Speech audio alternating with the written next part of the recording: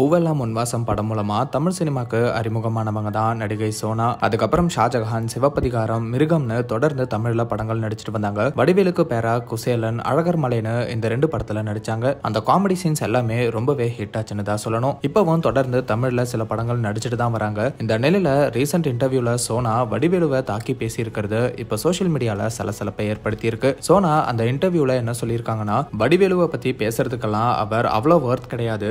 எப்படி நிறைய பேர் இன்டர்வியூஸ்ல அவரை பத்தி கேட்டா கழுவி ஊத்துறாங்களோ, நானும் அதே தான் பண்ற மாதிரி இருக்கும். அதனால நான் அவரை பத்தி பேச விருப்பப்படல. அவர் கூட நான் பேரா நடிச்சதுக்கு அப்புறம் எனக்கு 16 படம் கிட்ட அவர் கூட நடிக்க வாய்ப்பு வந்துச்சு. கோடி ரூபாய் கொடுத்தாலும் நடிக்க மாட்டேன், எல்லாத்துக்குமே நோ சொல்லிட்டேன். பிச்சை எடுத்து சாப்பிட்டாலும் சாப்பிடுவேனே தவிர உன் கூட மட்டும் நடிக்கவே மாட்டேன்னு இருந்துட்டேன் அப்படின்னு வடிவேலுவை பத்தி நடிகை சோனா பேசியிருக்காங்க. மேலும் நான் 10-10ன்னு ஒரு படம் பண்ணேன், அதுதான் என் வாழ்க்கையவே முடிச்சு விட்டுருச்சு. கதை சொல்லும் போது த்ரில்லர் ஸ்டோரி மாதிரி தான் சொன்னாங்க. ஆனா இந்த மாதிரி எல்லாம் சீன்ஸ் இருக்கும்னு சொன்னாங்க. அந்த சீன்லாம் இந்த மாதிரி தான் ஆங்கிள் வச்சு எடுப்பாங்கன்னு தெரியாது. அப்போ எனக்கு அவ்வளோ புரிதல் இல்ல.